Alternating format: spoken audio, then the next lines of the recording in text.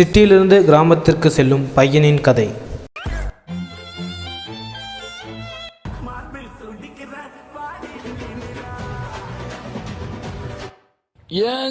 ஐயோ, நெட்டு வேற முடிஞ்சு போச்சே.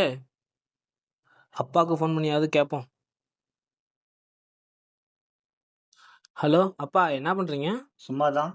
ஒரு நெட்டு 1 GB போட்டு விட முடியுமா? நெட்டு வேற முடிஞ்சு போச்சு. ஏன்டா 10 மணி தான் ஆகுது, அதுக்குள்ளேயுமா முடிச்சிட்ட? வேலை இல்லை, சலுப்படிக்குது. என்ன பண்ணலாம் நீங்களே சொல்லுங்க. உங்க மாமா விவசாய நிலத்துல இருப்பான், அவனை போய் பாரு, அங்க ஜாலியா இருக்கும். விவசாயம் என்னன்னா? விவசாய நிலம்னா அக்ரிலேண்டு. அக்ரிலன்னா அக்கா சேர்த்து டிபார்ட்மெண்டா? ஆமா, அதான் அங்க போய் ஜாலியா இருக்கும். சரி, நான் அங்கே போகிறேன். ஆ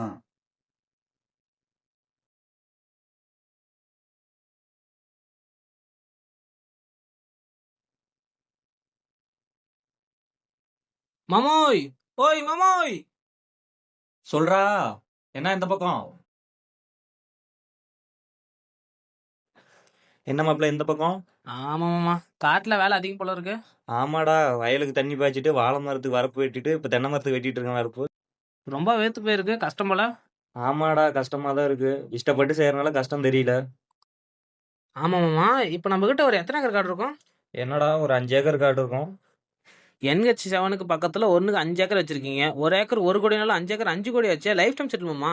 வித்தமா 5 கோடி வாங்கணுமா, நீயும் உன் புள்ள உன் பேரப்புல லைஃப் டைம் செட்டில் மாமா. என்ன மாமா? நீ சொல்றது கரெக்டா தான். வித்தா 5 கோடி வரும் தான். என் லைஃப் செட்டில்டு. மித்தவங்களாம் சொத்து என்னடா பண்ணுவாங்க? யார் இப்படி போனா என்ன மாமா? நமக்கு 5 கோடி வருதா, நம்ம லைஃப் செட்டில், அதை பாரு மாமா. நாம பொழைச்சா மட்டும் பார்த்தாது, அடுத்தவனும் பொழைக்கணும். இது வந்தார வாழ வைக்கிற பூமிடா. மண்ணை நம்பி பொழப்பு நடத்துறீங்கடா. நாங்க அடுத்தும் அழிஞ்சு போகணும்னு நினைக்க மாட்டோம்டா. சரி மாமா, சரி, டென்ஷன் ஆகுதவா, நம்ம உட்காந்து பேசலாம் வா. இதோ இங்க உட்கார்.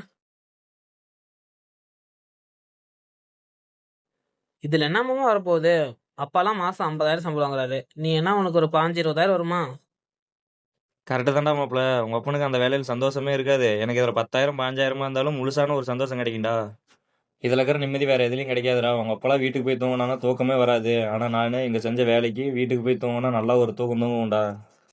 இதுல எங்க மாமா நிம்மதி இருக்கு? ஊரை சுத்தி கடங்கான்ற பேர் தான் மாமா இருக்கு. விவசாயினாலே கடங்கான் தானே.